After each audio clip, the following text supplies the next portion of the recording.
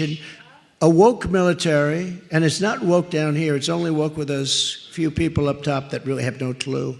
I see they're starting another war. The same people that ran Afghanistan are going to run.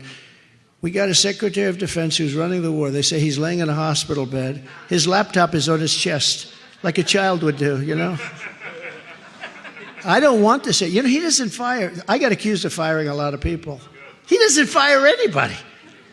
Wouldn't you think that the people that did the Afghanistan disaster were in charge of it, where they moved the military out first, where they gave $85 billion worth of equipment, best equipment anywhere in the world? I bought it. You know, I rebuilt the entire military. I bought it, and they gave it to the Taliban. Do you know that Afghanistan is one of now the top 2 or 3 leading sellers of military equipment anywhere in the world, because they don't need 700,000 rifles. 700,000, Al, rifles and guns. They don't need 70,000 vehicles, many of them armor-plated. Boy, somebody was a good buyer. Can you imagine? We didn't need it either to win. I wiped out ISIS, and we did it rapidly. It was supposed to take 5 years. I did it in 4 or 5 weeks. And we didn't have to get a lot of new equipment. We just wiped out ISIS.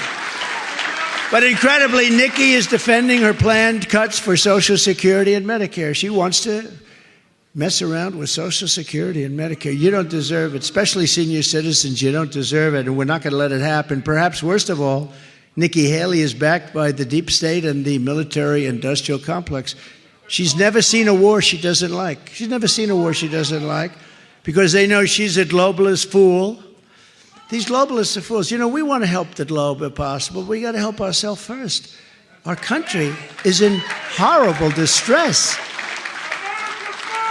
because they know she's a globalist and can be easily manipulated to obtain and send hundreds of billions of dollars to Ukraine. And I want to help Ukraine too, but here's the problem. Europe, which is approximately our size as an economy when you add up all the countries, and I got them to play, they're not in love with me, I got them to do things that nobody thought possible, including NATO, not even talking about NATO, but including NATO. We had many countries, they weren't paying anything for NATO, and we were footing the bill. I figured that one out in about two meetings.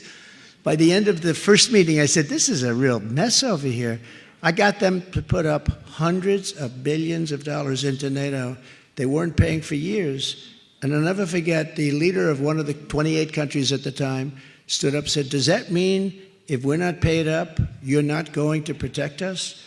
I said, that's exactly what it means. And the following day, billions and billions of dollars came pouring in. But the problem I have with Ukraine is that we put up, and it's a horrible city. Look, the problem I have is it should have never happened. Those cities are demolished, those people, and the numbers are much greater than what you're hearing about. You know, when they knocked down some of those buildings, those are major buildings, those shockingly big buildings. That's what I used to do. And when they knock down those buildings, you have a lot of people living in those buildings. And the numbers are going to be far greater when you see the end. And those cities are being obliterated, those domes.